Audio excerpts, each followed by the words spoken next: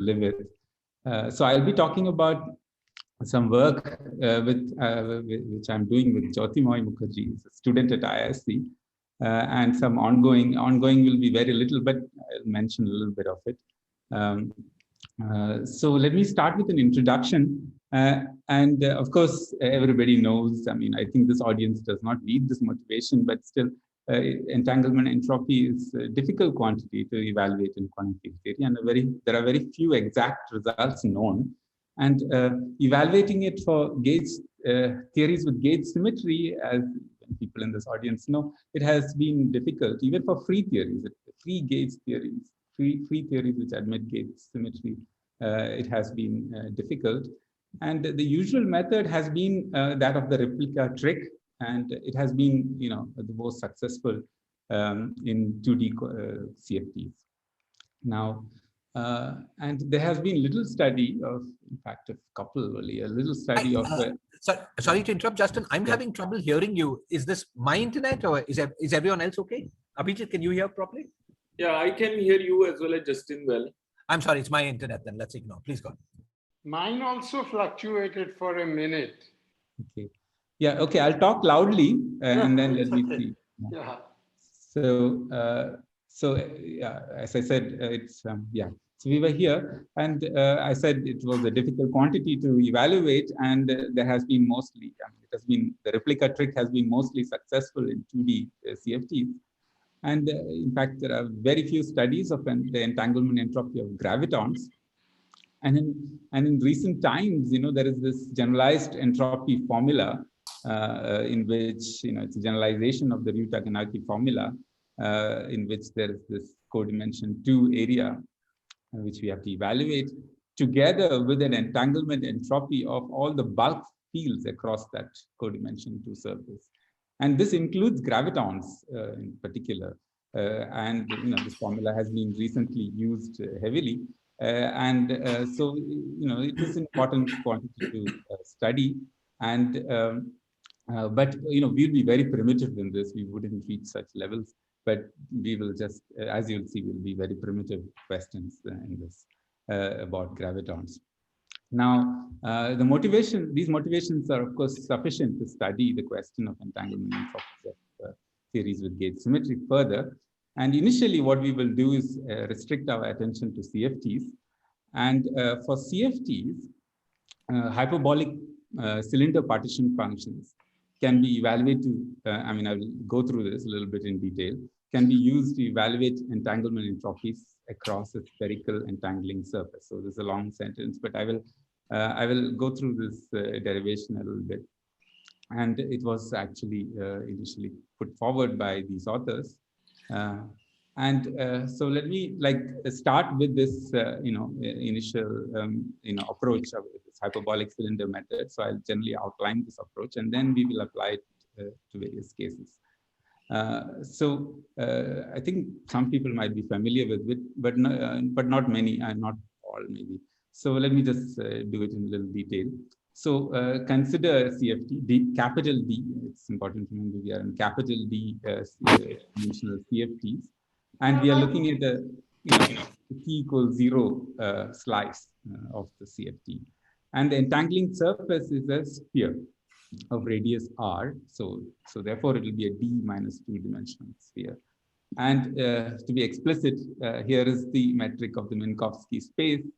And this is the time, this is in radial coordinates, and we choose a sphere r is equal to capital R, little r is equal to capital R. And what we do is we evaluate the reduced density matrix obtained by tracing out degrees of freedom outside the sphere, and evaluate the following. Okay, this is the standard formula of the entanglement entropy. So given the reduced density matrix, we evaluate the von Neumann entropy, or in particular, we can evaluate perhaps more easily the René entropies, okay, and take the Q going to one limit.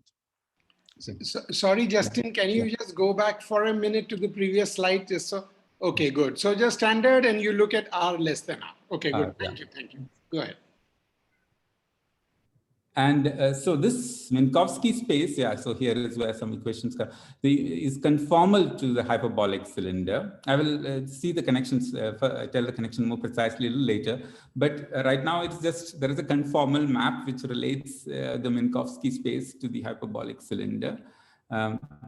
What is that? It is basically time, or R, times ADS-D, with it's the lower dimensional, D plus 1 is capital D.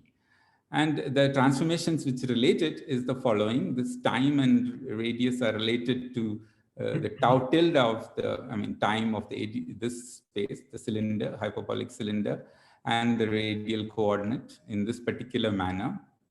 And the Minkowski space, the metric which we wrote down earlier, is conformally related to this particular space. You can see that this is the hyperbolic cylinder. And you can also note that, if you go to infinity in the ADS direction, U goes to infinity, this little r goes to the, that space we are interested in, capital R, little r goes to capital R. So there is this map, okay, one can work this out, but there is this map which maps the Minkowski space to the hyperbolic cylinder. Now, okay, this is what I said, that the boundary of ADS actually maps to the entangling surface, and it's convenient to define this coordinate so that everything is dimensionless. So we sort of define this coordinate. Yes? This is only on one side of this ball. So this is just the ball, or outside of the ball also? This is inside the ball, yeah. Actually, it maps, the boundary of ADS maps to the inside the ball. Yeah. Okay.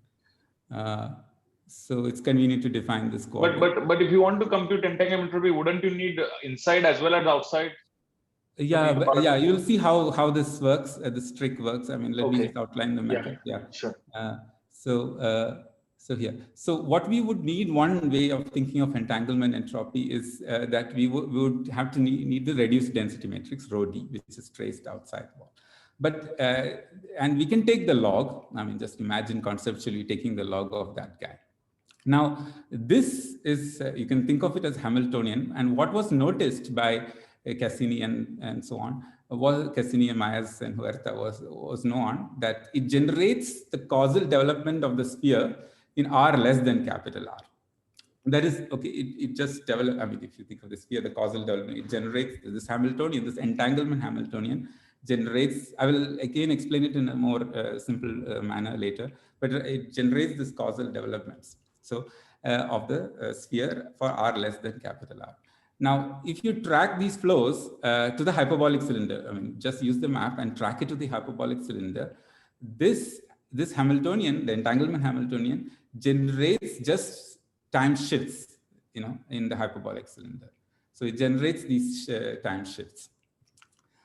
So therefore, what we have is the entanglement Hamiltonian, by definition, is this, where this is generating this, the causal development, and here rho. So it is unitarily, because it's a conformal map. It's unitarily related to the rho h, which is just time translational shifts in the hyperbolic cylinder.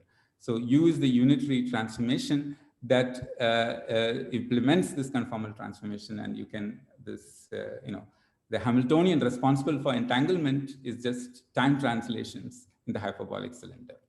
So this tau is like Rindler time, is it, Justin? Here tau is just the time in the hyperbolic cylinder. I will tell the connection with Rindler time. That's when you think in terms of the half line, actually. But here time is just the shifts in ADS. If you think, let me go back. So it's more sophisticated than Rindler. Yeah, this is actually simpler. In Rindler, it'll be boosts. Okay, now this is not moving. How to, okay, I have to do this way, I guess. So here there was this, in a hyperbolic cylinder, there was a time, and then there was this, other space. So it's basically just shifts here. So this, it is just a simple shift. But in the half line or something, when you think about half line, it's actually the Rindler boosts. It's boosts. I will tell, so that connection I will slowly say, and then you'll be able to relate it to that. So, but here it's just simply sorry, shift. since you were mentioning, I guess in terms of Minkowski coordinates, a shift of tau is some combination of shifting by Minkowski time and R, I suppose. Huh? Yeah, right, yeah. Okay, thank you.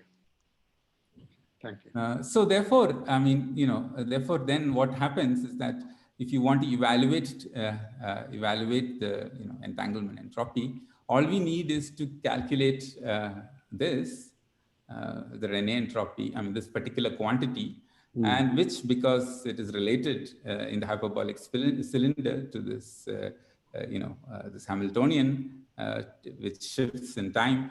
And yeah, so you just need to evaluate this density matrix, and you can take the q going to one limit of this particular quantity and evaluate. Actually, if you just figure out this definition, you can easily convince yourself q going to one limit of this quantity is the entanglement entropy. So, so essentially, what we have to do is evaluate the path integral, evaluate this partition function, the path integral on the hyperbolic cylinder with the identification tau going to tau 2 plus q. And that enables us to evaluate Rene entropies across the D minus 2 sphere. And the entanglement entropy is given by this particular quantity, the limit of this q. So, Justin, I didn't. Yes. So if the reduced density matrix was a unitary transform of some evolution operator like that, then why isn't the entanglement entropy simply the thermodynamic entropy of H tau? Yeah, because I mean, so it's just this, right? I mean, if rho d is this, and then so when I take the rho d log rho d trace of that, wouldn't these u's just go away from? Yeah. That's therefore we need to look at only this. Yeah. So I'm saying that then it would be the thermodynamic entropy of a system described by H tau, isn't it? Yes. Yeah, that's what I'm trying to say. Yeah. I think that's why he's putting the periodic boundary condition. Yeah. So I don't have to go through Rene. That's all I'm saying. Directly. Rho yes, you can do that, but Rene has more information, and okay. Yes. You can just evaluate them. Yeah, that's true. But Rene, as you'll see, it has a little bit more information, and also this fact that you have this 2 pi q identification allows us to evaluate one more quantity, which is this.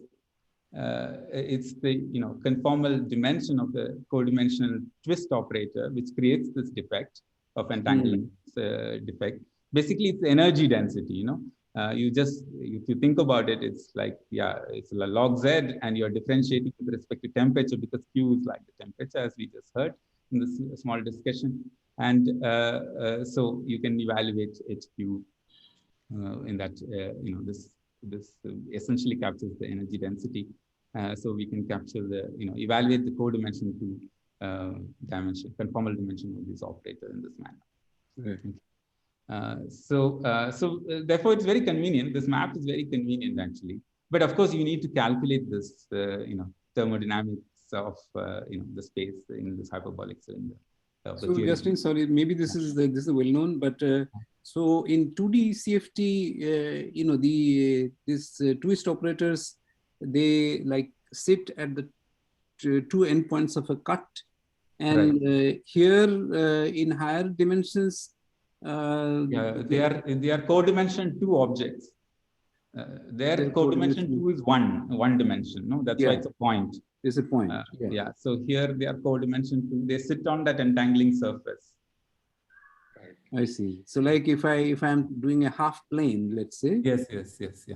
Then they'll sit on that plane. I will have the half plane example soon. Actually. Okay. I see. Oh, great. It'll be just all along the sphere, right? Yeah, all around the sphere. With radius capital R, right, Justin? Yeah, that's correct. So connection with the replica trick, here. So some more intuition, because some people might not be familiar, some more intuition of the fact that the flows in HT are shifts of H tau in the hyperbolic cylinder. And now consider the replica trick for evaluating the entanglement entropy of the half space. So this is what our discussion was. And if you look at that, so we had considered the time is equal to 0 slice, consider half space, x1 greater than 0, trace away the rest of the space, in space.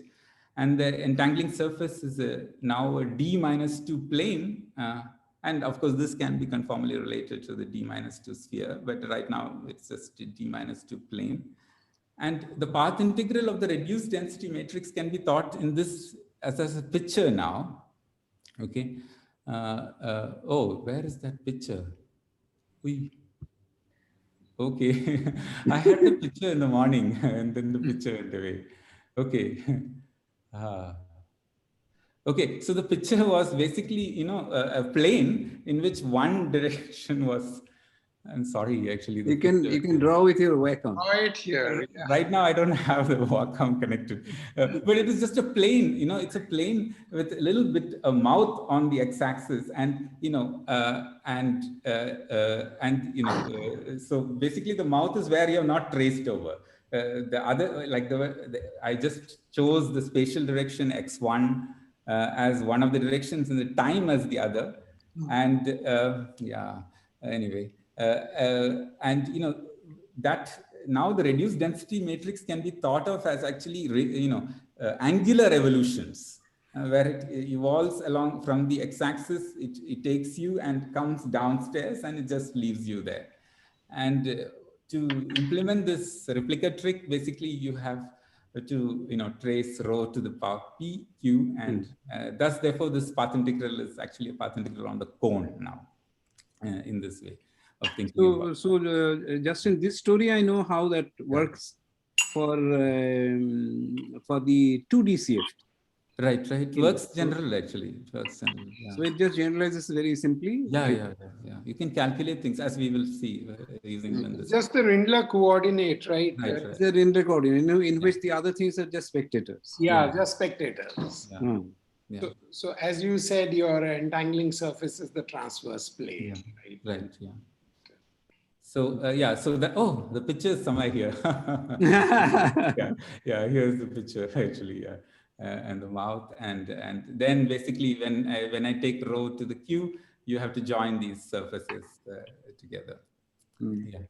And in fact, this space, if you introduce the polar coordinates where x1, d tau, and so on, because you're considering angular evolutions, is basically, you can see, it's also hyperbolic. You just take this, it's conformally related to the hyperbolic.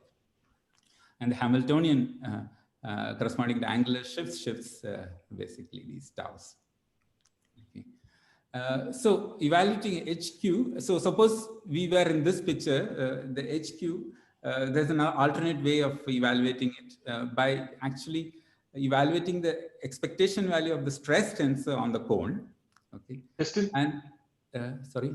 So, can I ask a question? Yes. So this HQ, so as you say, it can be thought of as some expectation value of the stress tensor, but you also call it the conformal dimension. Then, I mean, does it? So if you, let's say you have a planar defect or a planar distinct twist operator, and then you scale it, does it mean that the correlations will pick up lambda to the power h cube the way it happens in the local operator? Yes. In fact, when you evaluate this stress tensor, that's one of the ways we evaluate in this work also. If you take the planar interface and planar defect and evaluate the stress tensor expectation value just by performing this big contractions. Take the stress tensor, big contractions. When you use the big contraction, you use the propagator on the cone. Hello? Hello? I missed, at least I suddenly lost you. Sorry, just repeat the last two sentences, excuse me. So I was outlining, I think Abhijit was asking whether HQ, really corresponds to, the way when the stress tensor will behave when there is a planar defect. Like if there is a particular tensor structure, the expectation value of the stress tensor will have when there is a planar defect. And indeed, if you go ahead and evaluate the expectation value of the stress tensor using big contractions, when you the stress tensors are bilinears in three theories, and the big contraction you have to use are the propagators on the cone, and then you use point split and extract the finite part, and indeed it will, as I will show soon, it will fall into that maybe I have it actually in the next page. It will fall in this form, which is familiar. This is for the transverse direction, and from which we can extract out HQ.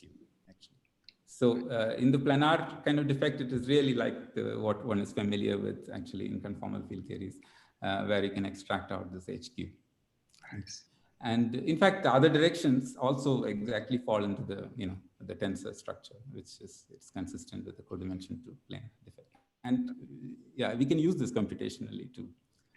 So so there is one more connection, which is a little bit So I think in literature people use this one more connection. So it's the connection with the branch sphere. Okay. There is this hyperbolic cylinder, which is of this kind, and we have this identification. And under this transformation, this coordinate transformation, the metric on the hyperbolic cylinder is actually conformal to the branch sphere. I mean, when it is two, so what is that? Okay.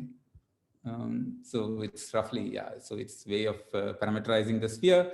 And if this Q was 1, it is the sphere. Otherwise, it's sort of branched.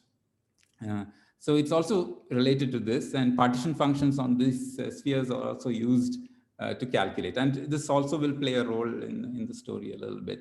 Sorry, just go back to the previous. I didn't understand that mapping, this last one. Yeah.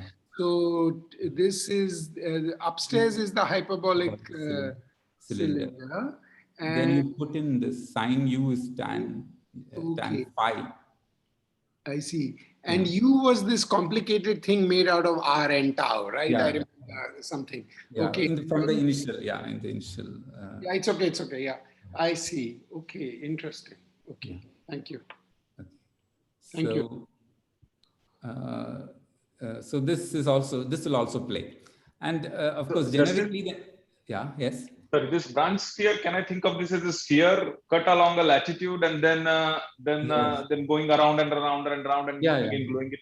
Yeah, that's so there is an angle excess at north and south pole. North and south.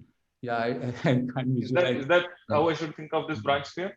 Yeah, there is an angle excess at the north pole. Yeah, north pole and south pole. Yes, yeah. Okay.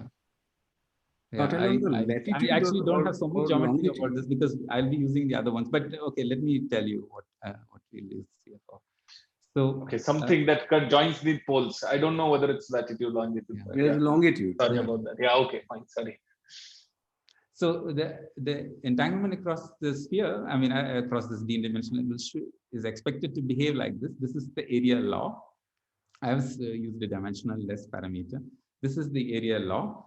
And it is in D dimensions, capital D even dimensions, it's the area law. And then there is the subleading corrections. And then what we are after is this coefficient, the universal coefficient, which is proportional to the log. So what we are after is this particular coefficient. Now, so what we will do is we'll examine the coefficient for the Maxwell field, conformal anti-symmetric tensors, gravitons, and higher spin fields. Sorry, Justin, that coefficient is determined by the conformal anomaly, no? In the theory. Not exactly, actually. Yeah. So there are two of them. Go ahead.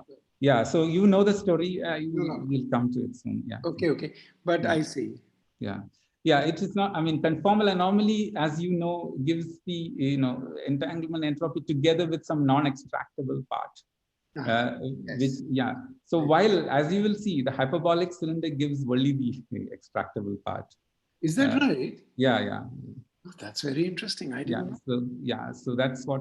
Let me. That is why it is. Okay, as you will see, what the connection with gravitons is also quite interesting. I see. Okay.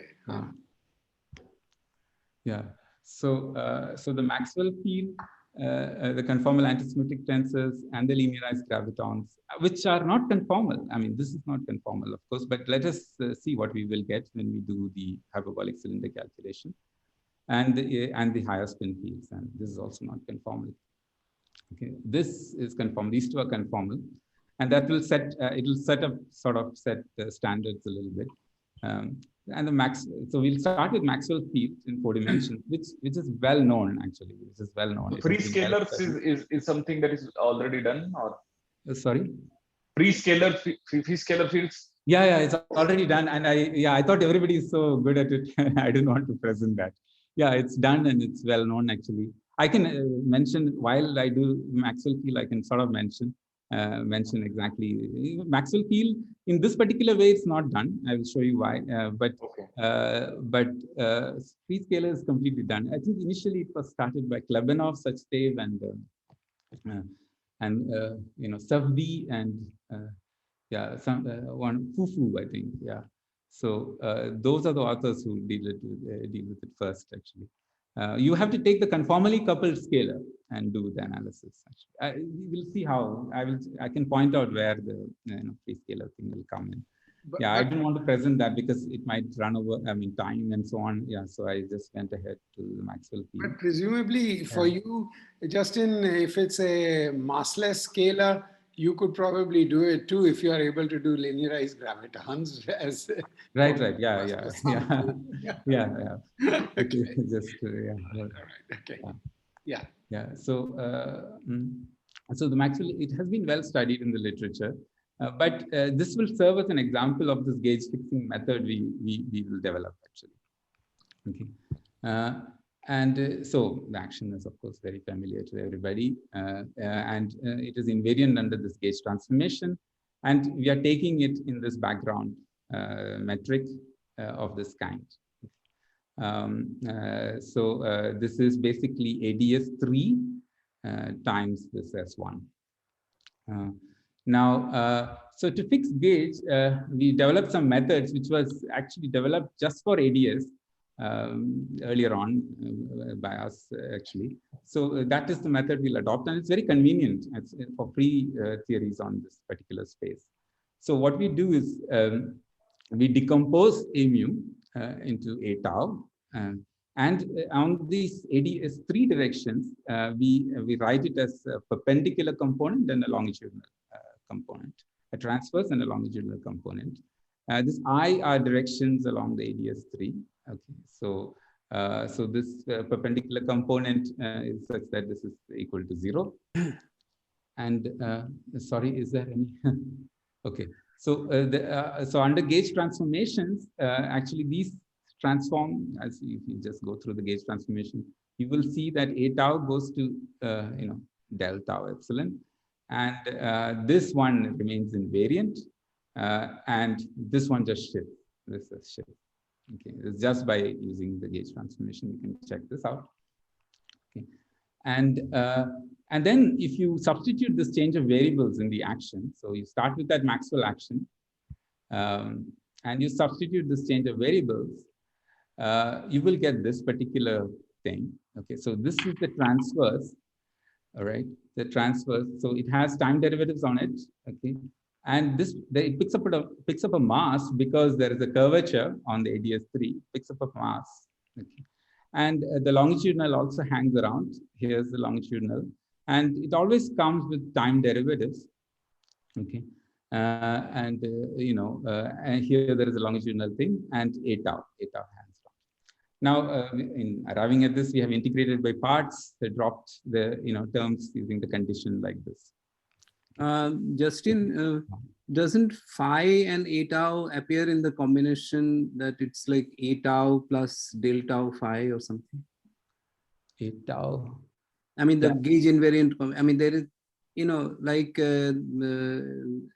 yeah, phi goes to, you can actually show that phi goes to phi plus epsilon is gauge invariant here. It shifts. I mean, this thing cancels the shifts from here. So it doesn't become some kind of a whole square, like. Well, this is what, like maybe it is because you see this is -2 and I haven't written it like that. You see, this is the cross term. So I think it is that combination. It is that combination. Del tau phi minus for a particular reason. That particular. Okay. So we have integrated by parts. Use this condition. We have used, for interchanging order of derivatives. This is how the curvature terms come. We have used this particular thing. So this is the action. Now, but of course, when you do this change of variables in the action, we have to figure out the change in measure. Okay.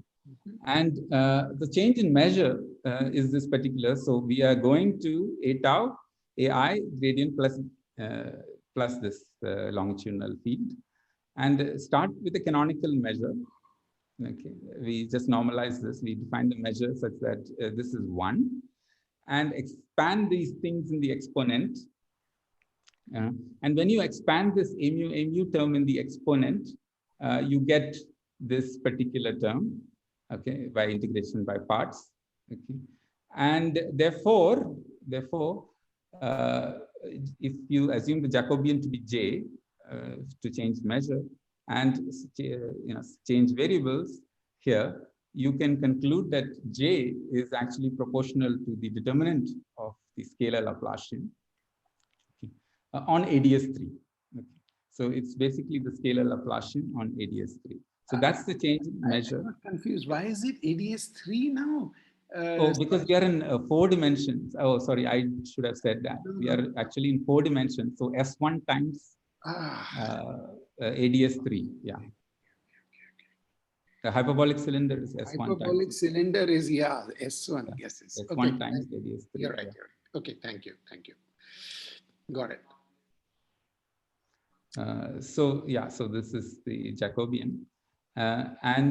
So Fourier decomposing, so there is a Jacobian in the change of the measure.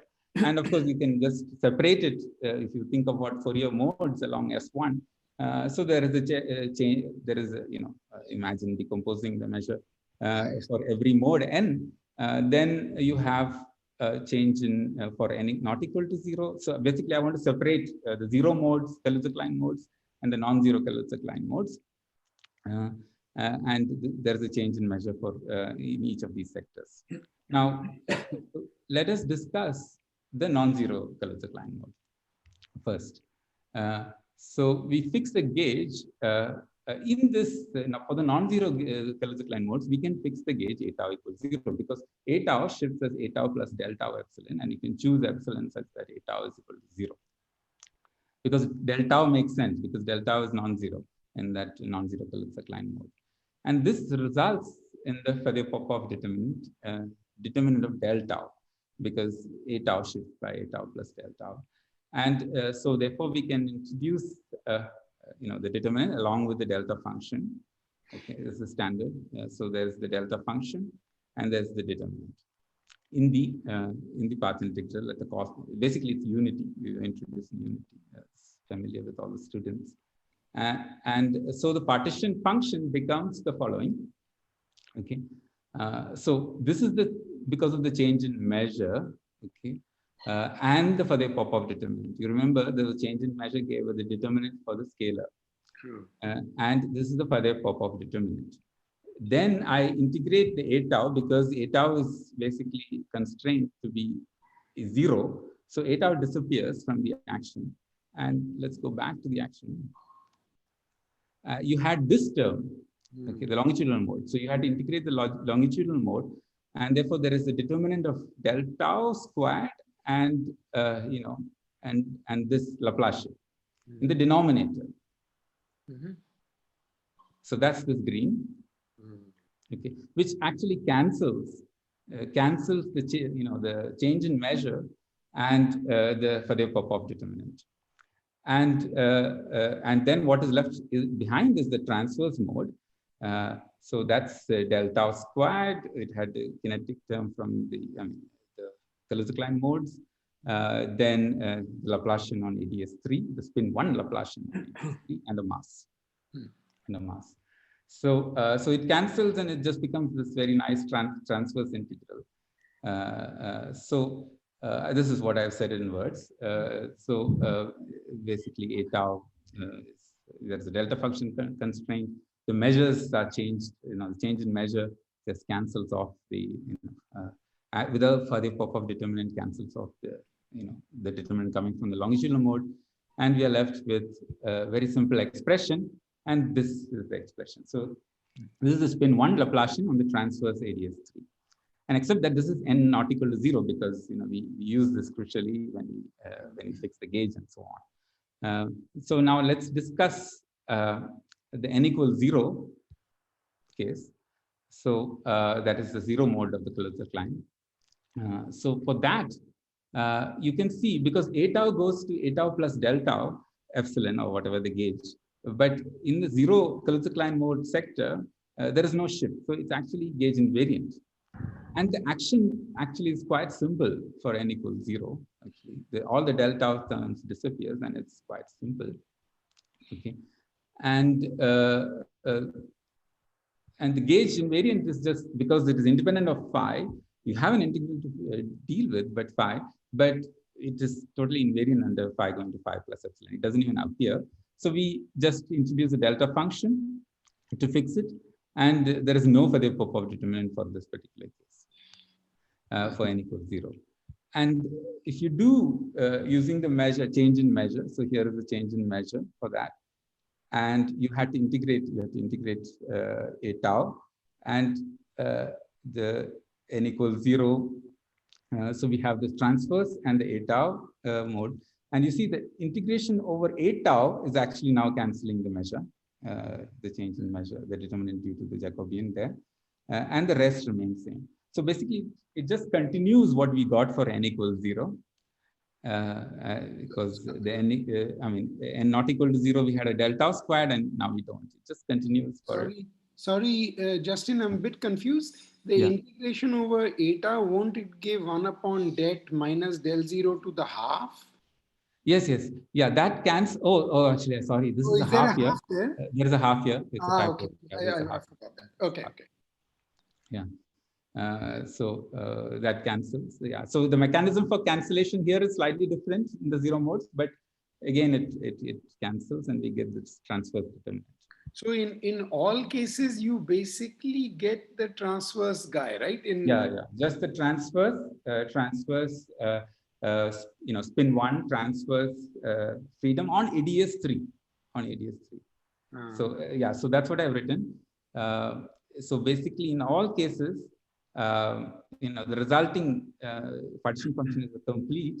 You can write it as a complete partition function of the transverse spin 1 Laplacian with the entire tower of the Kaluza-Klein modes.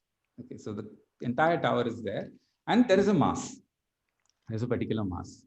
So that's it. So that's the partition function, and we just have to evaluate this determinant now. So it's basically, if I'm right, no, it's not. I see, but this delta 1 is spin 1, right? Spin 1, spin 1 Laplacian. Yeah, spin 1 Laplacian on ADS3. On ADS3. Yeah. With this mass shift, and this mass shift is also interesting, and we will discuss this mass shift which we have got now soon. So that's what we got. It's a simple answer actually, so let's look at the 0 mode. I mean, in the sense, what's the when delta is equal to 0? What is the lowest mass which this tower of Kaluza-Klein modes can have? Okay, the lowest mass is this -2. Okay. And this mass actually saturates the Brighton-Hall-Friedman bound of spin 1 field on ADS3. I think people know the bound, but they might not recall the formula for ADS or whatever. So here it is. So suppose you have equation for motion of spin S field on ADS-D. So this is the spin S field behavior. This is the transverse condition. This is the tracelessness condition. It doesn't, for spin 1, this doesn't play a role. But this is the condition, okay. Then and this is ms squared. Then the Brighton-Hall-Friedman bound is easiest to see actually by looking at the conformal dimension of the dual operator in ADS-D, this little d, which is 1 lower than capital D, and it's basically where this square root disappears. Okay, so that's where it is, and if you put in d equals 3 and S equals 1, you get ms squared is -2. Okay. So that's the, somehow this tower of Kaluza-Klein modes saturates, the 0 mode of it saturates the Kaluza-Klein mode. And this was noticed, exactly the same calculation was done by these authors. And they did it for this particular case actually. And they noticed that these, conformal scalars and fermions saturate the PF bound. Okay. And here we see that the vectors also saturate this BF bound. Now to evaluate the one loop determinant, so all we have to do is basically evaluate the tower of the determinant of the tower of this Kaluza-Klein modes. And Justin, yes. sorry, sir. So you are computing entanglement entropy across this sphere in a gauge theory, right? So all these subtleties of gauge theory of links across the sphere and so on, which Sandeep has worked on. And it all is happening in the boundary. Right now we have normalized at the because it's happening at the boundary of ADS now, right? So the boundary of ADS is is maps to the entangling region actually on the usual Minkowski space. So we have actually used normalizable boundary conditions to evaluate all this. I mean, soon, as you will see from here. So that subtleties. Okay, let's see what answer we will get, and then we will see the subtleties. I mean, I have actually gauge fixed and got an answer, at least for the ADS hyperbolic cylinder, and let's see what we get, and then we will sort of see. So so all we need is basically the eigenvalues of the spin 1 transfers. These are normalizable modes actually on ADS3 and their degeneracies. And this is known from these works that the eigenvalues of the spin 1 Laplacian is parameterized by a number lambda, okay, with a shift 2 here. And that cancels the shift of the Brighton-Hall-Friedman bound. It cancels the shift. And it's precise. Somehow this cancels it. And substituting this decomposition inside the determinant, we get the free energy of this kind. And this is the lambda squared. This is from the spin 1 Laplacian. This is from the Kaluza-Klein modes. And the shifts, the mass shifts have cancelled and disappeared. So it's basically as though it is scale invariant. But we need to know the measure of these eigenvalues, the degeneracies of these eigenvalues, to do this integral. And of course, we have to sum over all the Kaluza-Klein modes. And so the shift from the eigenvalue of the spin 1 Laplacian cancels this bound, which is crucial. This ensures that the constant mode on S1 has actually gapless spectrum from 0 to infinity, and the measure, the Plancherel measure, is also known. Okay, it is proportional. You can imagine it actually thinking about the 3-dimensional space. It is k squared dk times the volume. So it's of that kind. We have that k squared kind of term. But there is a correction because it's ADS. So the Plancherel measure, that is the degeneracies of eigenvalues, the continuum spectrum on ADS is known, actually again from Kemperis and Higuchi. There was a factor of 2 which was sort of fixed by these authors, and which is important actually. So there's a factor of 2 which was fixed by them, and with that, all this is this. But of course, volume of ADS is infinite, right? And we need to actually regularize it now. So what we do is evaluating this volume of ADS. So let's again go back. Justin, I must apologize. I'm very sorry, but there was just something I had to run and attend to. So I apologize to everyone. I was there till your Maxwell field. Just tell me in one sentence just what you did after that. I'm very sorry. No, what happened? Okay, so we got that determinant. You remember we got that determinant? Yes. And it had a mass shift. Yes. Which was basically the BF bound. Yes. Of that spin 1 field, and then we need to evaluate the determinant. Yes. And to evaluate the determinant, I decomposed it into Kaluza-Klein modes, and the eigenvalues on ADS3, the spin 1 transverse eigenspectrum on ADS3. Got it. Okay. And that is known by these authors. And what is crucial is that this 2, that BF bound gets cancelled. Okay, gets cancelled. And the integral runs all the way from lambda to infinity, and we have to do the sum. And then, right. And we need, of course, the degeneracies of the eigenspectrum, d mu I, and that is given by something called the Plancherel measure. And that is given by this formula. You can get some intuition of this formula because if you imagine 3-dimensional flat space, you have k squared dk into L cubed. And that is roughly that structure. Yeah, but you have volume of ADS3. I see. Okay, and that is infinite. And that's infinite. There was a factor of 2, which was off in the literature, but it was fixed by these people, which is crucial for us because we are after a number. And so let's evaluate this volume of ADS3. For that, we need regularization. Okay. And for that, you just put a radial cutoff. This actually was adopted by Myers in one of his papers, and we just follow that. So put a radial cutoff close to the boundary of ADS. And then if you evaluate the volume, it has this particular behavior. And you see that, yeah, this is the first area law and so on. It just goes and there is a log term at the end. You just expand it and there's a log term. And we are after that log term, basically. And if you, so when D is capital D minus 1 is odd, basically when capital D is even, the last term in this divergent expansion is proportional to the log. And we are after that piece. And that is the coefficient of that is of this kind. It's known actually. So that's what we will use for the volume of ADS-B. Right. Okay. So then, so once you do this, SQ. Sorry, what happens when the D is even? It's finite. The last piece is finite, and that also has been used. You can use that also to evaluate the entanglement in like Klebanov, Sachdev, and all do it for the scalars. For S3, I mean, or yeah, I mean, 3-dimensional object. Yeah. And also in the spectrum on ADS3, is it known in generality? This lambdas. Yeah. That is important for us later on. Yeah, it's known in general. Yeah, for arbitrary spin fields. Yeah. So when we evaluate, now we just plug in the formulas. Right? We have all the setup.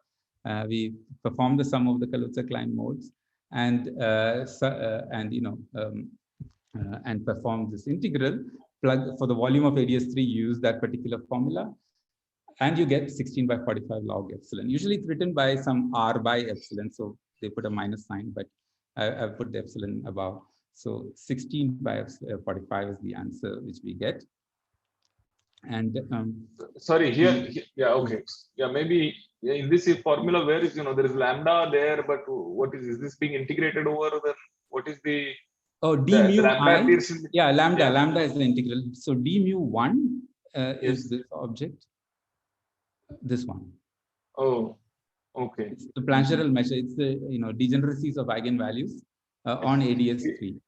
Is it related to this harmonic analysis, this unit principal series and so on? Yeah, I suppose. Yeah, it is related to that. Yeah, you can also think about it. If you think about harmonic analysis on S3, there is a degeneracy on S3, and you continue it to the hyperbolic case, you will get this formula actually. Okay. That's how these authors fixed factor of 2, which was missing in the literature. I see. Yeah. So then, so this is. Sorry, Justin, I'm dying to ask you this because now I don't remember the numbers, but Ronak and I did a calculation, and we had the full piece and the extractable piece, and I can't remember where 16 was. So this doesn't have the extractable. I will actually discuss that soon. Okay. So this doesn't have the extractable piece section. I see. So I will discuss it soon. So let us look at the HQ, which is, there was a formula for that too. And, we get this particular answer for that. And you can see, because this expectational stress tensor on flat space, which is roughly Q equals 1, it vanishes. But one of the things to note from this whole formalism is that, this entanglement entropy, Rene entropies, and this HQ, they're all just integral transforms of the Plancherel measure. So you see the Plancherel measure there. Even in the expression for that, they're all just integral transforms of the Plancherel measure. And Plancherel measure is just the degeneracy put into the Laplacian or something. Yes. It's just the degeneracy. Very interesting. In fact, as I said, in simple way of thinking about the dependence is that this was a 3-dimensional space. So if you know, like quantum mechanics, this is like k squared dk L. Yeah, it's that degeneracy. I see. Yeah. So that's it. So we also, but I won't detail this here because it's a little out. So we also evaluate the expectation value of the stress tensor, this HQ, by, as I said, that method which I said before. Take the stress tensor, evaluate its one-point function in the cone by using point split regularization, and this HQ coincides with that actually. So we evaluate that too, and it coincides with the Justin, is there if Q is small or close to 1, then is there a perturbation? Can one compute HQ in perturbation theory around Q equal to 1? Yeah. Is it? Yeah, I guess, I mean, what you use the cone propagator, because this is free field, you use the cone, the propagator on the cone, like to Wick contract between, say, F mu nu will be bilinears of A mu's, right? And then you have to do expectation value of the cone on the cone. Then you have to do the Wick contraction on the cone, actually, with the cone propagator. And that's where you need the Q dependence. Yeah, I guess one can. I mean, yeah, like this will be small, around Q equals 1 you have to do. Yeah, so you need to know the propagator, yeah, around small q, yeah, Q equals 1. If you can do that, yeah, then the calculation also can be done. You need the gauge invariant propagator, of course. I mean, yeah. But Justin, but what do you mean for by I mean, let's say for finite Q, what is the propagator on the cone? Like, oh, yeah, I don't have it here. Yeah, it involves that, somehow the 1 by x minus x prime, that part, is a complicated dependence, which has a periodicity of cone. I'll look at your paper. Yeah. Yeah. But sorry, Justin, when you do it by point splitting, yeah. Do you, I mean, sometimes, at least in my experience, there's a bit of a subtlety whether we are point splitting, keeping geodesic distances, or whether we are doing it in a coordinate. To put it another way, if you were trying to do it by normal ordering, you could have normal ordered vis-a-vis Rindler time or whatever, maybe some time or Minkowski time. And the physical thing might be to do it vis-a-vis Minkowski time. That sort of issue. I'm just wondering what... This we do it completely in Euclidean actually. But it can be translated. Yeah, it's somehow, I mean, basically Q equals 1 is the divergence. And I mean, there is some kind of divergence which occurs because the divergence is short distance divergence. Yeah. And that we just remove actually. I didn't discuss that. Yeah, because it was slightly outside, but no, that's fine. Yeah, because you know what I'm saying. Like even in 2D, right? I mean, if you take various normal ordered stress tensors, you can get different answers. Yeah, so in 2D, yeah, that's right. I mean, the naive way, like suppose I want to evaluate the transformation of T or del phi. I just subtract the short distance. I mean. Yeah, naive thing only what we did, I remember. I see. Okay, thank you. But okay, there's another small check. Actually, it's also already 12, but okay, half an hour at least. So go ahead. We often go till 1 o'clock, as you know very well. Yeah, I know. Yeah, the online also, I suppose. Yeah. Okay. So there is another check. So this derivatives of Q, actually, because it was expectation value of the stress tensor, is actually, they are related to 2-point functions and 3-point functions. The first derivative is actually a 2-point function. And second derivative is related at Q is equal to 1 is a 3-point function of the stress tensor. Because, you can imagine from the hyperbolic cylinder itself, when you differentiate with Q, you're differentiating with temperature. Yeah, roughly this is what I had in mind when I was asking you about this perturbation. Yeah. Okay. So then they are related to the ABC coefficients. I mean, the coefficients which characterize the 3-point function of stress tensor of the theory. Okay. And these relations have been found that in 4 dimensions. These are the relations by these authors. And this, of course, and for the Maxwell field, free Maxwell field, these values are known, right? And we have the HQ actually, and we can check if this is true because we can just differentiate with Q and check it. And indeed, it is true actually. So this is another check for this particular thing. So now let us Justin, sorry, I didn't quite understand how the these higher derivatives get related to additional Stress insertions tensor. of the Yeah, stress I tensor. mean, the one derivative del Q is itself is HQ. So HQ was the expectation value of the stress tensor. Because it was one derivative. That I understand. That's the same as in Cardy's. Yeah. So one more derivative will bring down another stress tensor. How? Right. Because that Q, that Hamiltonian is basically T naught naught. Because 2 pi. Oh, yeah. I see. Sorry. Got it. Yeah. So that's the relation. I mean, the derivation is there in these papers. I mean, this paper. Okay, got it. But that's the rough idea of how it happens. So that's so for free Maxwell field A, B, C, there is this values, and of course it agrees. I mean, this thing agrees with the direct differentiation, which we have the full expression for HQ, so we can just differentiate and cross check, and it is true. So the logarithmic coefficient. So this is where Sandeep has been asking. So the logarithmic coefficient SE, which is 16 by 45, it actually differs from that obtained from branch sphere, okay, or the anomaly coefficient. Actually, it differs. And let's recall the understanding of this difference. And using some recent inputs, actually, this is where we are like thinking about. So as I said, the logarithmic coefficient can be obtained from the partition function of the sphere or the branch sphere, taking Q goes to one limit. And the partition function of one forms on the sphere have a very general form. It's very recently discovered, or maybe assimilated by a lot of people together and presented in this paper. So you can write the partition function as one integral du by 2u with this sort of transform. And there are these characters. So there is a bulk character. So this is SD plus 1. So D is 3 for us. So there is a bulk character and there is an edge character.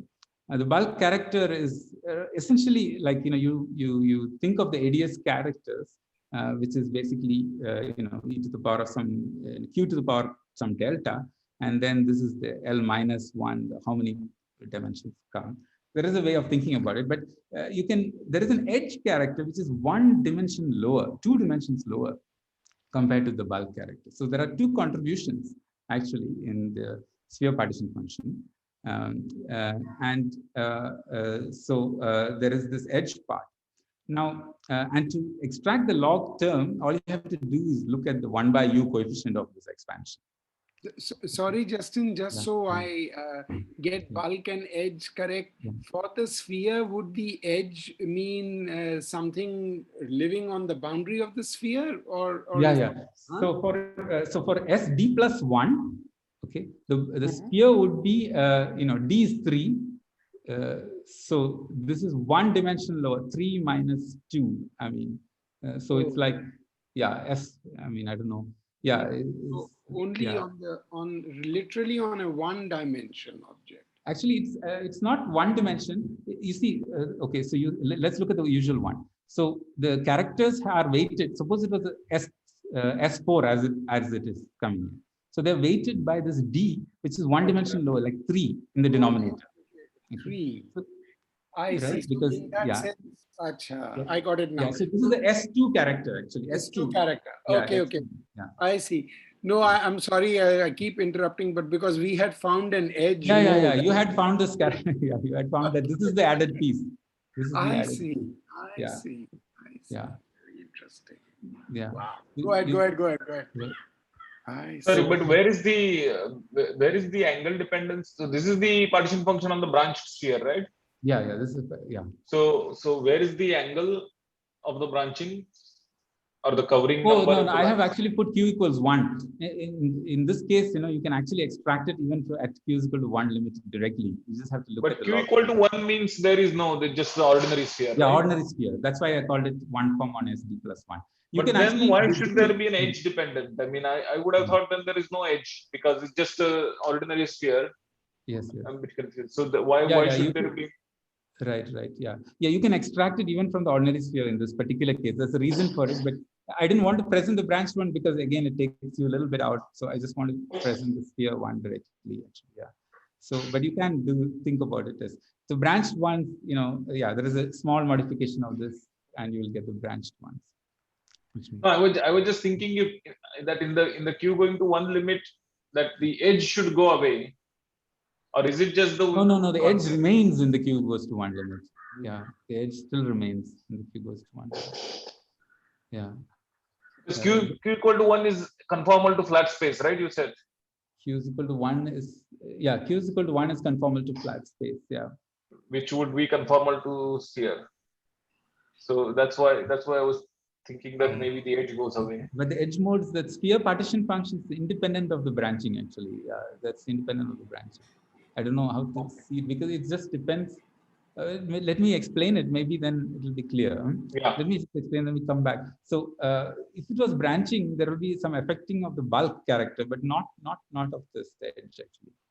Anyway, so there is this way of this new way of writing these partition functions in which we can disentangle something called the bulk and the edge very easily in some character.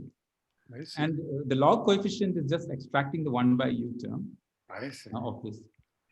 I did say this, sorry for what it's worth. We really thought about how to find the edge contribution in general and didn't make progress. So this sounds really exciting. Yeah, that's right. But this is from the character point of view, but you guys did it actually like you actually had a classical formula for that.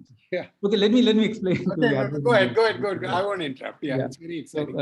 So the D equals 3 for S4. So if you evaluate the bulk, it is 16/45, which we got from the hyperbolic cylinder. And the edge is 1/3. And if you add them up, you get that 31 by, you get that particular term. Yeah. So let me explain. So I think Sandeep and Sony, I think they show this. There is a classical piece by looking at almost lattice considerations.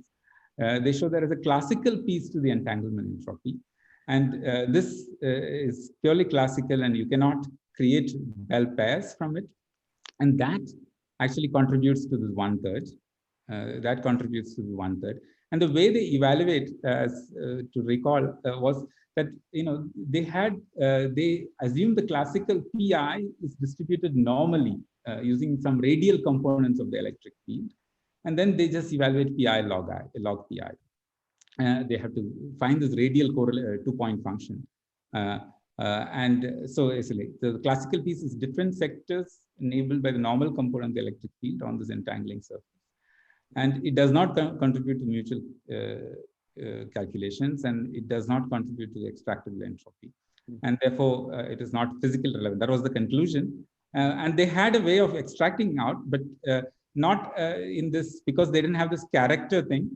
It was not so easily disentanglable. They had to do a long calculation to show that it was a sphere partition function, S2 partition function. So that is the story actually for the Maxwell field. So the interesting thing, okay, I concluded also.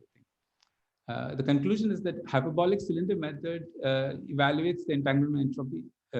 It results in the extractable piece of the entanglement. And the partition function is simple. It's a Kaluza-Klein tower of spin-1 fields. It saturates the BF bound.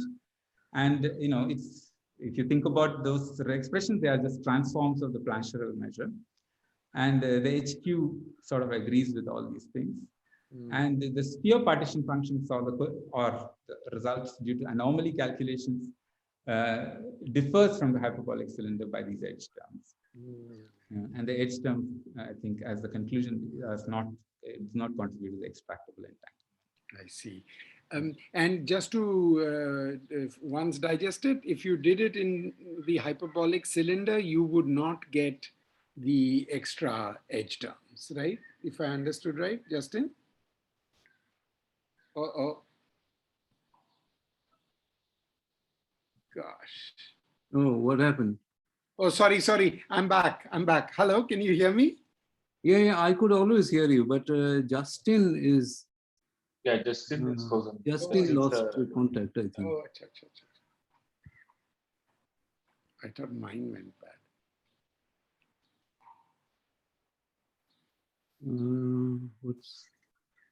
Justin just lost contact.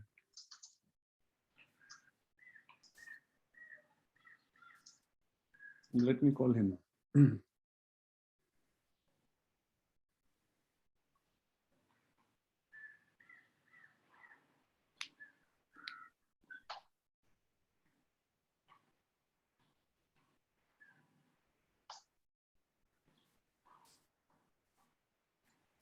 Oh.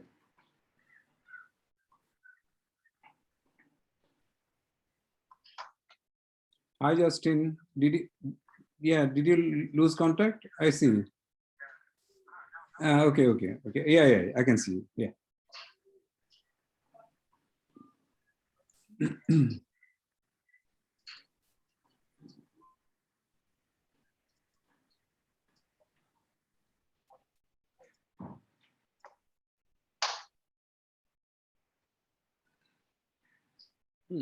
Hello, Justin, you are muted.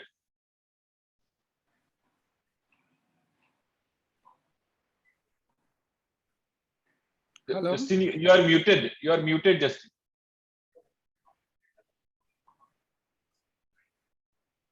You are still on mute. Let me try to do it. I've done it. Yes.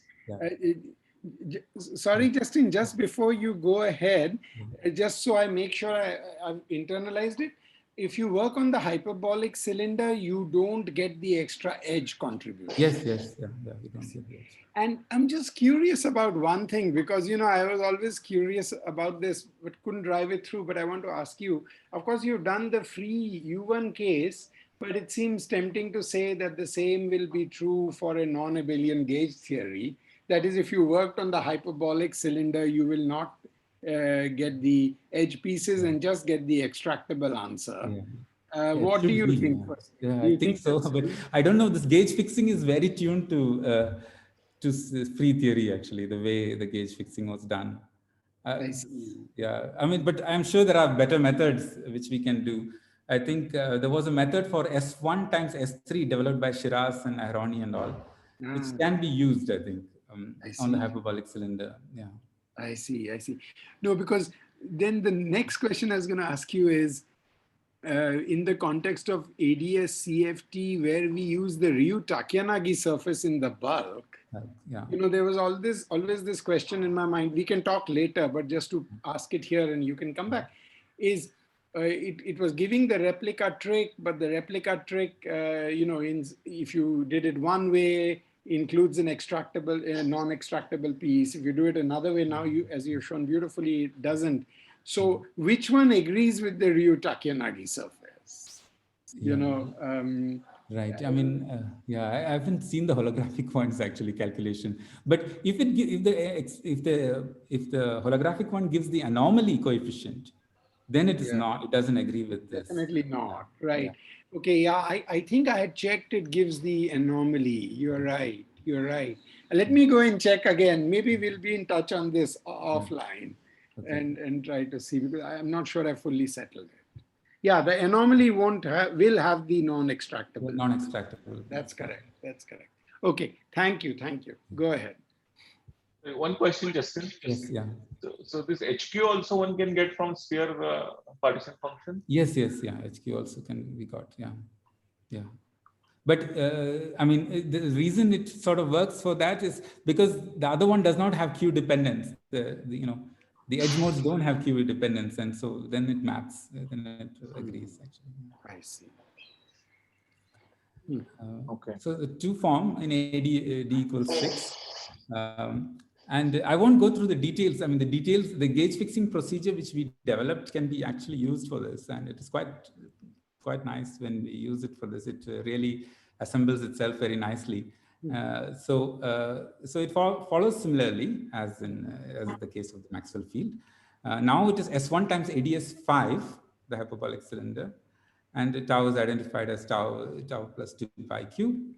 Now this is ADS 5, and okay, people know the 3 form. I mean, the 3 form field strength out of the 2 form, and this is conformal actually because it's it's 2 form. It's conformal, right? And so it has this gauge invariant transformation. This is the gauge invariance of it. And we decompose exactly similarly. So we have A mu nu, And then we have 8 tau I. Tau is the on the S1 direction. I is the ADS5. IJs are the ADS5 directions. So, and this first, that is first decomposition. And the 8 tau, this is just naive actually, just simple, just breaking out.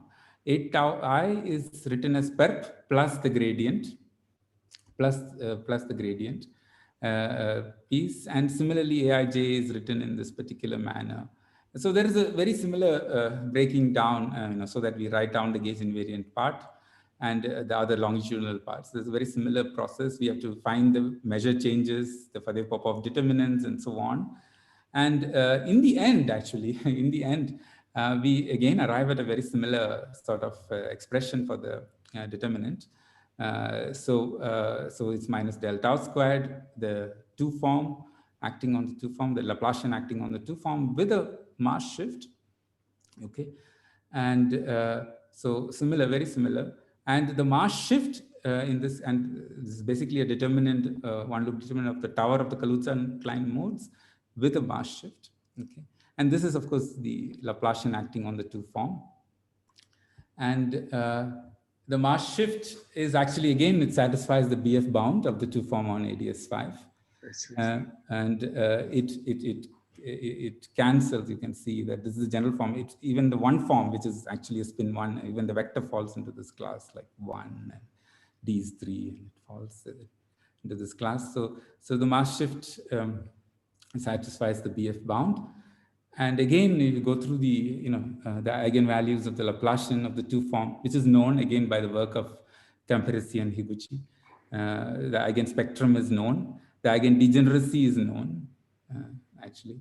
And again, the same, we go through the same process, and we get this 22, this is the number we get, actually. It has been cross-checked recently by Dauker, actually. They cross-checked with our results. So, so this is the number. There's a HQ. I will tell you about HQ because we can do cross checks with HQ later. I will tell you about the number also soon. This number, and it's in this edge mode business.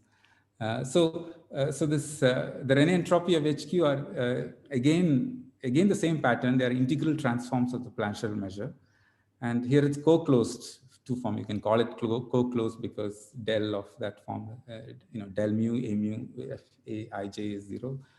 And and also what we did in our paper is that we actually compute HQ by the expectation early of the stress tensor of the 2 form on the cone. It agrees with the expression which we have. And studying the 2 form on the sphere S5 using, this is what we have been doing also. We haven't put this out yet. So the coefficient of the log term actually changes for the sphere, and it has 31 by 45, which you remember was the coefficient of the Maxwell field. Okay, with the edge modes, totally with the edge modes, completely. So the edge modes of the 2 form is equal to that of a 1 form on S4 2 dimensions. Yeah. So it's that pattern. There is a pattern like that. Justin, so this is great. And if you like, we can talk later. But I mean, it seemed to us, but we could never make it precise, that edge mode really has to do with sort of gauge transform kind of degree of freedom living on the boundary, right? And for a 1 form, a mu gauge transformations are scalars, and for 2 forms, they are vectors. And this seems to very much be like that, right? Yeah. Yes, yeah, it is. Yeah, it will be good if you can do that classical kind of calculation you guys did. I think, that, you just assumed PI is Gaussian distributed, and then you computed PI log PI. Yeah. I think, and then you showed that partition function emerges, actually. Yeah. It'll be good to show that, actually. That's what I've been writing. It'll be good to show that it's indeed a classical and non-extractable piece, similar to the considerations you guys had, actually. Here we are noting this, we are observing these. But but still, it's beautiful. Yeah. I see. Wow. Okay. Yeah, I'm very suggestive. Yeah. Okay. So indeed, and actually we have done till 14 orders, assuming this structure holds. And we have actually, because these are tests, we have actually differentiated the H cube prime and kept them. These are the values. This is the coefficient of log. And then, you remember that there was this relation between the derivatives of HQ and the 2-point and 3-point functions. And that has been done for arbitrary conformal P-forms in arbitrary D by Buchel. Myers is there. I think Anindya is also there in this. So they have computed these 3-point functions of the stress tensor for conformal P-forms. And then what we have done is that, since we have the HQs and the HQ primes, I mean, exactly HQ, we can check it. We can check whether it agrees, and indeed it agrees with this connection, which I said before. So that is one of the checks we had. Of course, we also evaluate HQ in the cone, and that also works. Now we can go to the sort of most interesting thing, the graviton in higher spins. Now there is an immediate difficulty, of course. So we take the linearized theory of gravitons in flat space. The action is not scale invariant, of course, it's not scale invariant. And the arguments relating this evaluation of the entanglement entropy across the entangling surface does not go through, of course. But nevertheless, let's try to evaluate it on the hyperbolic cylinder. Now, but there is immediate difficulty there too. Sorry, Justin. So, what arguments do not go through? Can you? The fact that we use conformal maps, right? I mean, I see. Was a unitary transformation. Because it's not conformally invariant. Yeah. Sorry, just a stupid question, Justin. Why can't you assign weight 1 to H? In this action, it seems like it's scale invariant. Yeah. With weight 1, it is, and you will see the trick which we do is something like that. But with weight 1, it is indeed conformal invariant. And let me tell you the sort of method which we do, and that indeed is something close to what we have done. Yeah. Okay. And we will check. I mean, the answer we will get has a check. I will tell you that also. So. So one of the things is that naively, if you proceed to put this theory in S1 times AdS3, this one is not even a solution of Einstein's equation, because for a definite cosmological constant you cannot get this as a solution, and therefore you would not be able to obtain a theory on S1 times AdS3, quadratic theory on S1 times AdS3 by just considering fluctuations about this background. So we'll have to turn on curvature couplings so that it couples, so that this theory on flat space, becomes a theory on S1 times AdS3. I mean, some theory on S1 times AdS3 one has to do, evaluate. So how do we turn on these curvature couplings? Okay, so let me go ahead. First, let's fix it on just flat space. S1 times R3, which is simple. I mean, it's just flat space, basically one direction compactified. And if you go through the gauge fixing procedure, you get this partition function, basically the transverse modes, delta, and the Laplacian. All the other terms cancel. And just like what you got for AdS3s, S1 for the other fields, you get this particular thing, only the transverse modes. Okay. So these are transverse spin to Laplacians on R3, flat space. And they are traceless, and then they are this condition. Okay. I mean, this is just sorry, this is just standard sort of gauge fixing on. Gauge fixing, yes, standard gauge. The similar, I mean, we use the same procedure basically. That Hij is split into longitudinal parts and transverse parts, and it just winds up into this, as expected. Okay. And so how to turn on these couplings? Now, in this AdS3 or 3 dimensions, actually, 3 spatial dimension, the Laplacian can be written in terms of the epsilon tensor. Okay. So you see, this is the Laplacian. This is in flat space right now. This is the Laplacian. And the Laplacian, if you take epsilon tensor with this particular contraction, and all of us learned this identity, that epsilon tensor, when you contract it once, you can get this formula. Then you see that basically, the epsilon tensor can be used, written in terms, I mean, the Laplacian can be written in terms of this particular combinations of epsilon tensor. Now, here, of course, I've used the del I Hij is 0. Yeah. Right, because of that, right. Yeah, because of that, you can write it. Mm-hmm. So now what we can do is we can promote this to curved space, because we can write these Laplacian which occurs here in terms of the epsilon tensor. But then, this is the principle we use. Write the Laplacian in terms of the epsilon tensor, turn on the metric in R3, and then rewrite the epsilon tensor contracted back and get the curvature couplings. The principle of getting the curvature couplings. Let's see. So here, I mean, it's just to say that how nicely it works out.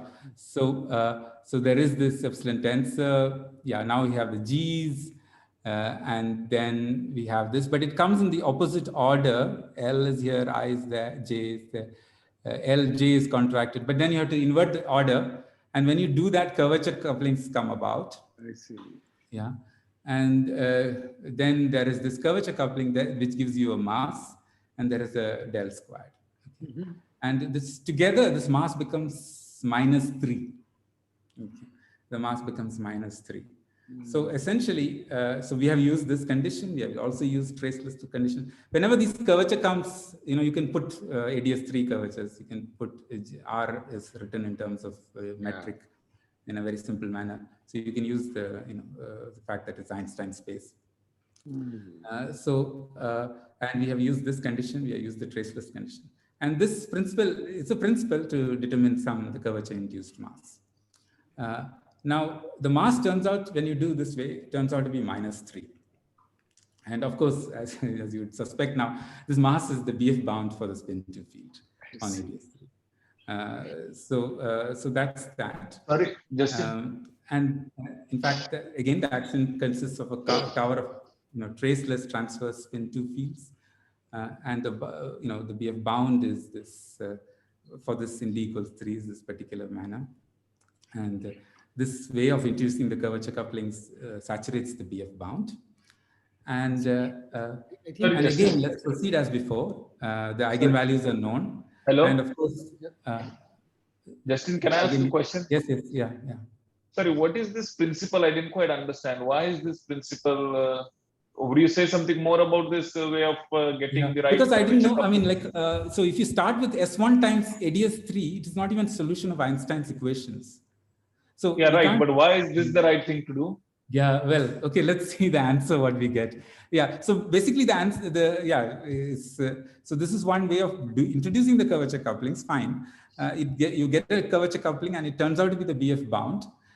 In fact, when you think about it, and it goes back to one of the questions you asked, if you think in terms of 3 dimensions, actually the 3-dimensional part of the action is actually while 3-dimensional invariant when you introduce it using epsilon.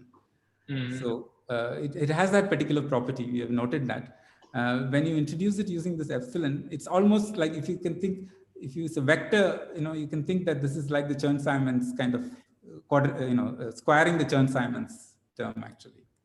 So it has a while. This is fixed by the symmetry, while symmetry.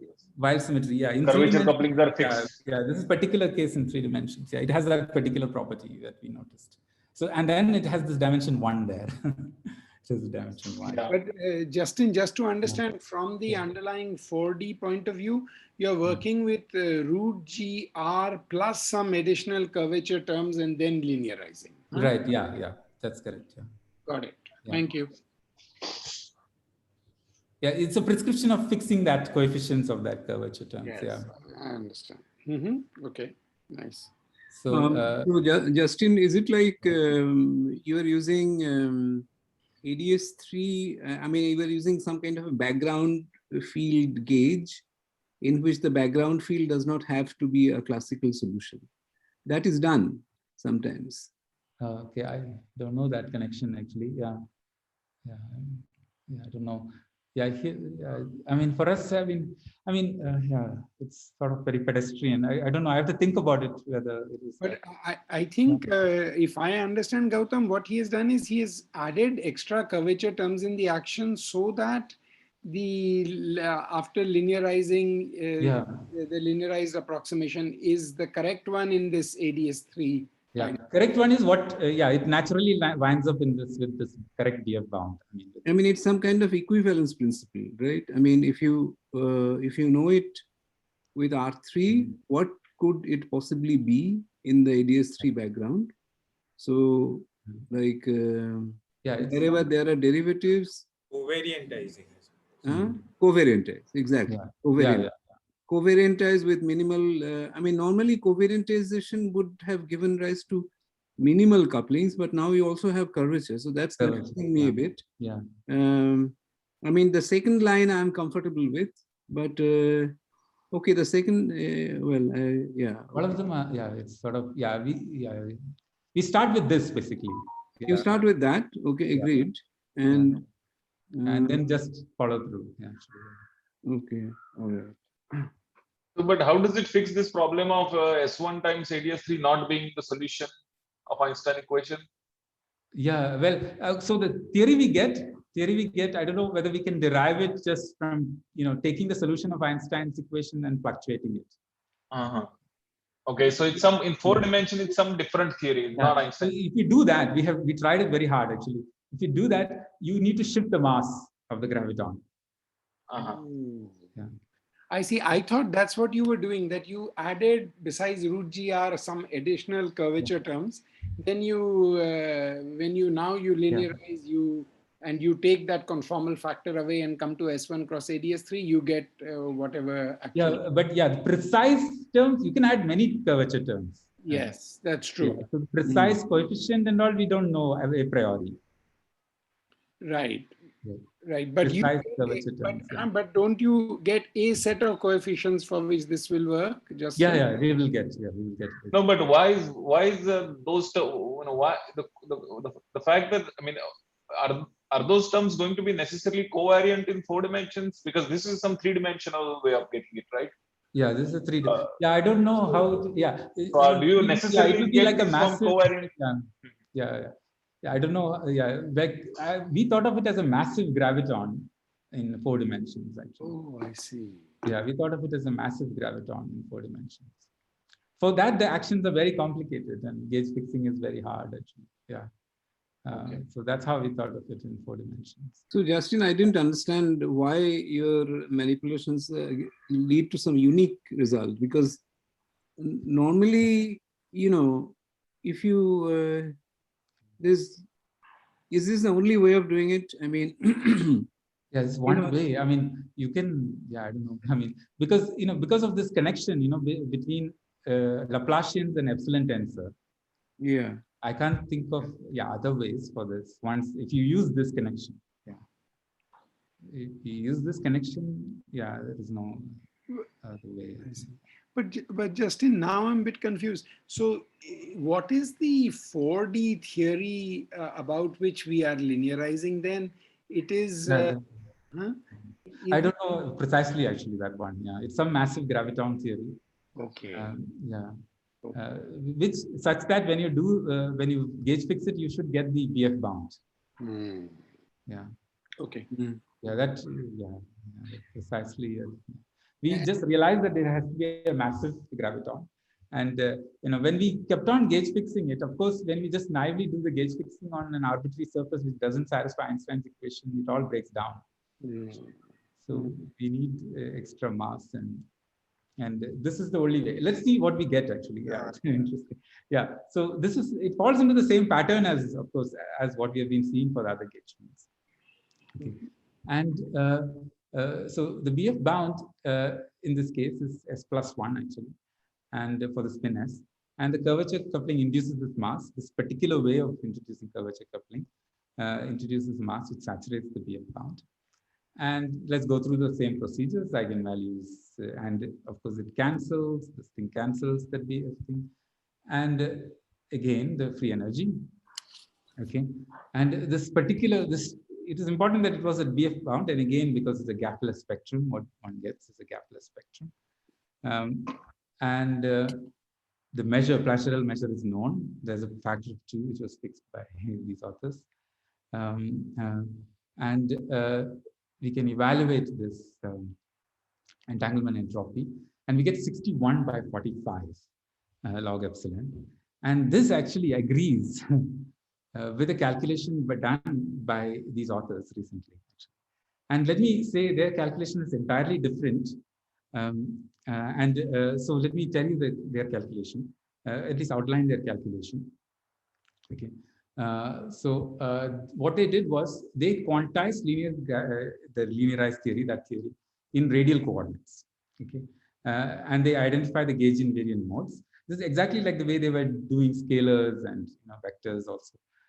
So they quantize it, they gauge fix it, they identify the gauge invariant modes, and they find that to be equivalent when they look at the Hamiltonian. They find that it is equivalent to two scalar modes, two scalar fields, just like the Helsinki 2, without L equals 0 and L equals 1. So when they do it L by L, angular momentum by angular momentum, they have to do tensor harmonics, and they find that it is without L equals 0 and L equals 1. Now, sorry, Justin, just once. So these people were doing it on the hyperbolic cylinder. No. They were doing in flat space. I mean, you know that there are these entanglement entropy calculations where you just take the theory, quantize it, like you take the photon theory, quantize it in in spherical harmonics. Oh, right.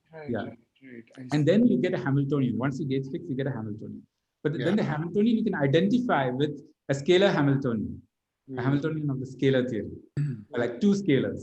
There will be two scalars and some mode missing, like L equals 0, L equals 1. Yeah, I see. Yeah. Okay, that's what they did. Yeah, that's what they did. Yeah. Okay, got it. So that is a different calculation actually. So they remove the So in this case, they find that it is equivalent to two scalar fields with L equals 0 and L equals 1 missing, and the contribution of a single scalar is 1 by 90. That is known. That's you can do continuum calculation, or you can just do again a hyperbolic cylinder, various calculations for this for a single scalar, and then you have the L equals 0 and L equals 1 modes missing, so you'll have to subtract that out. And they sorry, Justin, what is the boundary condition at R? So there is some boundary condition that is being put on at R, right? Well, so here, here it's not okay. So that's not okay. Let me tell you the way. So what they do is they just quantize the theory in spherical harmonics, and they get the Hamiltonian, right? The Hamiltonian, when they look at the Hamiltonian, they see that it's the same as the scalar Hamiltonian. If you quantize the scalar field in in radial coordinates, it's the scalar Hamiltonian. Okay, it's exactly like the scalar Hamiltonian. But there are two scalars. But some L equals 0 and L equals 1 missing. Like in the vector case, they'll have only L equals 0 missing. Yeah. So, so they are actually just mapping the problem to the scalar. Right.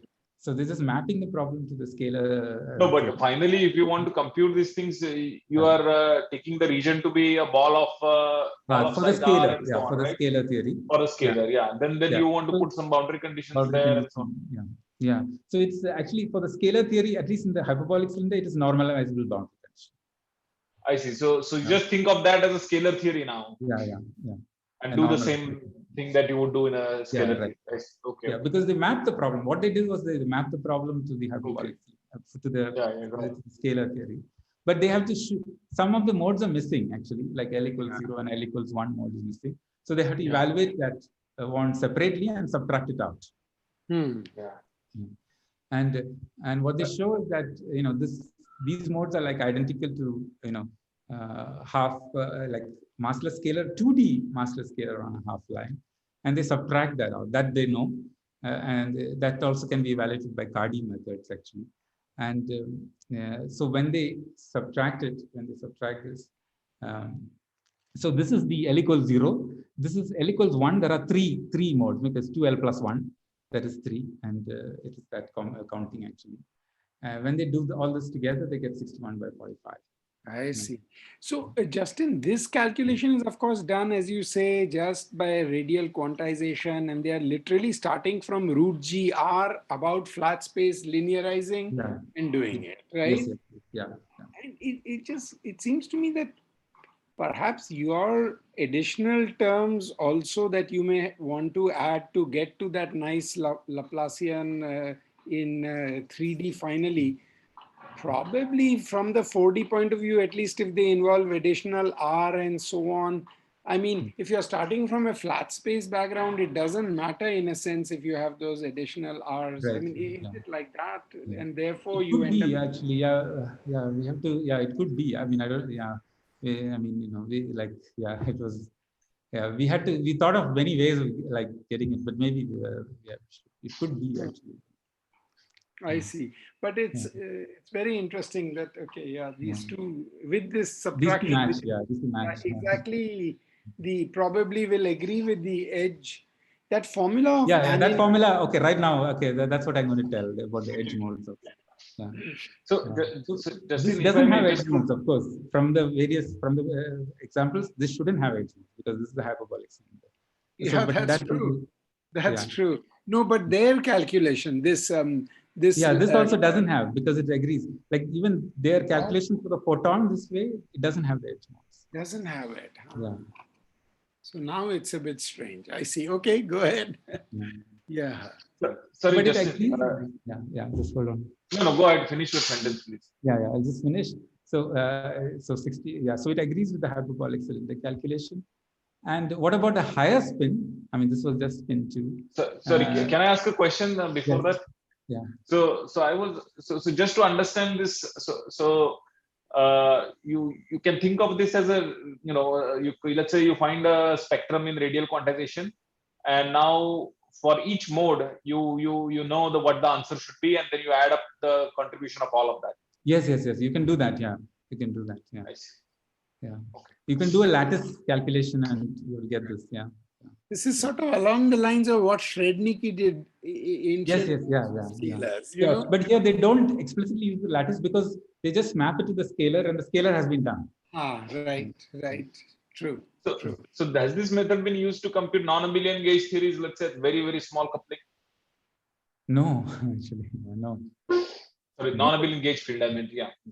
But but Justin can, can try to do it for conformal theory. I don't know. Yeah, for lines of fixed point kind of theories. Okay. All right. Yeah. Conformal theories. N equals 4 you can do perturbatively now, Justin.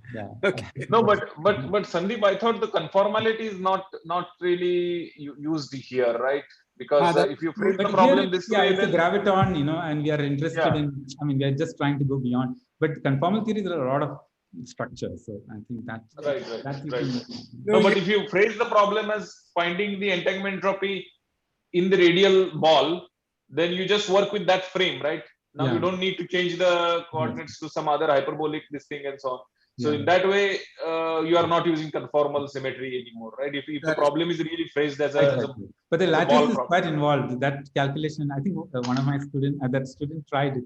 It is quite involved, the lattice calculation actually. No, I see.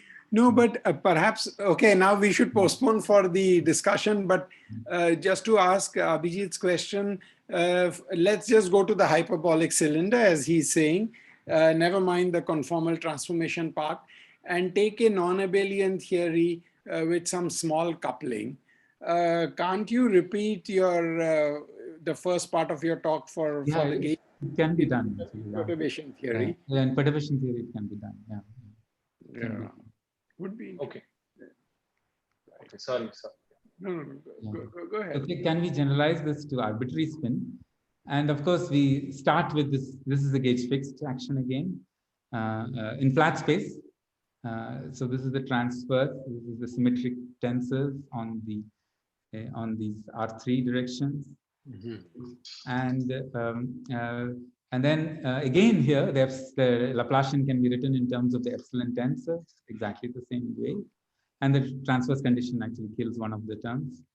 And just promoting that epsilon tensor part to covariant derivatives and going through it, so repeated times, because there are many times you have to go through this. Yeah. Because you have to flip this many times, this curvature. There will be lots of curvature.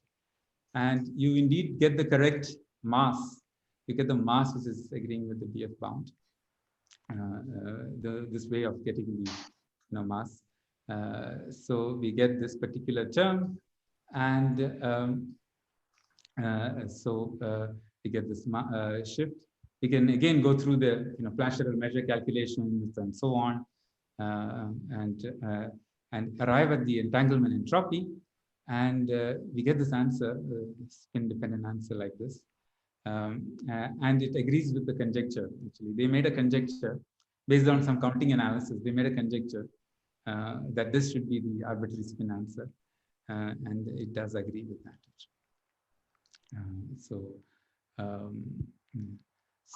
There is one, so this is the edge mode consistency analysis. Now, the edge modes for the sphere can be evaluated actually, again by the recent work, due to the recent work of Denef and all. I see. The edge modes can be found. So just to ask you, sorry, Justin, to slow you down, but the edge mode story that these people, Aninos, Denef, have developed, it's not for P forms or something. It's a very... No. Yeah, that's what we are writing up. I see. Okay. Hopefully, we'll write it up soon. I mean, So it's you find it's really a general story for a gauge. Yeah. Oh, beautiful. I see. Very interesting. Okay, go ahead. Thank you. So this is the S4 partition function, and then this is a complete S4, and of course you see the structure 15S squared and 1 by 45 1, and so that structure is there, and the edge modes, recent work, they know the edge modes for the spin S field, and there is a formula from which we can take the t goes to 0 answer, and that indeed is s to the power 4, that extra term, and once you subtract it, it agrees with the hyperbolic cylinder. Yeah. So I can just end, but it's important to actually demonstrate the edge modes both for these gravitons and anti-symmetric tensors as purely as what Sandeep and I think Sony did, as a purely classical kind of term. So start thinking in that way, I think we can understand these properties of these kind of gauge fields, higher kind of gauge fields further. So so that's what I have to say actually. Okay. Wow. Thank you very much, Justin. Let's all unmute and thank Justin for a wonderful talk. Yeah, I see. Wow. Well, I have one question, Abhijit, if I can. Go ahead, please. Go ahead. Now, I don't know, Shiraz might have had to leave, but Justin, there is a assignment question that Shiraz gave me when we wrote this paper with Ronak. And now he's been luckily he passed Ronak in his defense, but he's been extremely disappointed with me for not being able to solve it. So let me ask you, which is, as you know, there's been quite a lot of work on matter-Chern-Simons theories. And these are, of course, gauge theories, and they can also be made conformal. Now, Shiraz's assignment question was to compute the partition function for these matter-Chern-Simons theories. We can take, they are, of course, in 2+1 dimensions, but you can similarly take a, spherical type of region. Right. Yeah. I mean, in fact, I spent a lot of time on that. Oh, you did? I see. But perturbation theory or something, in large K. Right. Yeah. Or something, can we try to do it? Yeah. The U1 we did actually. The U1. You did it, huh? With matter? On hyperbolic cylinders. Yeah. For the U1 we have done with, I think it's a paper with Narayan and Dava and all. It's there. I think the S1 times ADS2 we did, and it agrees, of course, with the sphere answers and so on. Yeah, but interacting theories, we did localization, but not just.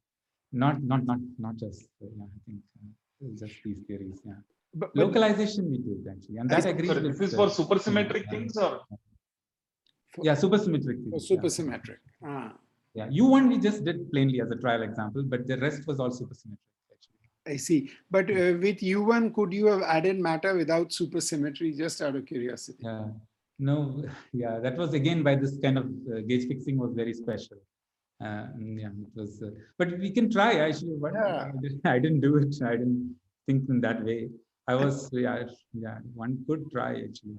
I mean, your gauge fixing works beautifully, and it should work in the presence of matter also. No, why not? Yeah, it should work. It should work. We just didn't carry it through. I mean, like we were interested in supersymmetric things at that time, but yeah, yeah, carry it through. Yeah, I think, okay. I mean, yeah, it would be great if you like. We can also all think about it. I know Shiraz is very interested in that too. Yeah. Yeah, I mean, it seems like you hardly need anyone's help. You're all poised. Yeah. To do it on I have a lot of before. things to do. I don't have as much time as we used to have. Yeah. One question, Justin. This is a bit tangential, maybe not appropriate, but this Deneff's answer, Deneff and collaborators' answer for this partition function had a U integral, right, for the photon? Yes. That U is the holonomy integral, is it? Well, I mean, they introduced it just artificially by some kind of Hubbard-Stratanovich trick. I see. So this is not okay. Yeah. What is it? I also wanted to ask. I mean, if you don't mind just saying a little bit, how do they do it? Because I mean, we just, Ronak and I just couldn't do the general story. Yeah. Yeah, I don't know. I mean, yeah, because I mean, I think once they write it in that form, that was the thing. The integrand, somehow they manipulated the integrand. I see. Yeah, initially it was a sum. Suppose you do the sphere, right? It is degeneracy, e to the power of minus t, the energy. Right? Degeneracy is like L into L plus 1, say for the sphere, and e to the power of minus t L into L plus 1. Yeah. And you have to do sum over L. But this is very hard to do because it's L squared is quadratic in the exponent. True. Then they linearize they linearize it using Hubbard-Stratanovich. That's the trick, actually. That's the trick. Yeah. Beautiful. I see. Okay. So that's how whose work? Yeah. Sorry. So what was this paper against which you checked your graviton answer? Can you also? That is Cassini and that was a completely different calculation actually. Somehow when we were doing it, and this paper came at the right moment, and then we could identify the edge mode. That's also a new paper. I mean, relatively. So that was in 2019, a little earlier. We started the problem earlier on, but then this thing, okay, we got the answer to be agreeing with, but this edge mode connection, yeah, we got it after the Deneff paper came. Okay. Yeah. Justin, this generalization of this extractable calculation for at least higher P forms, I think that will be straightforward. Yeah, that should be straightforward. Yes. That should be straightforward. Yeah. Again, you hardly need me, but if you want to chat about it a little bit, I'll be very happy. I will do something. If I have some notes, I can exchange it with you. I will do that. Yeah. Sure. But as I said, you hardly need me. But I'm pretty confident that part should go through. No, I think that part should go through. Yeah. But of course, the graviton is more interesting. I see. Yeah. Okay. So that's it. Yeah, it was nice actually because great. Beautiful calculation and so clean, in a subject. I know how confusing the subject is. Yeah, it's quite. Everybody has a different. Yeah, everybody has. Different. It's really beautiful. Very, very nice. Yeah. Do we have more questions? Yeah.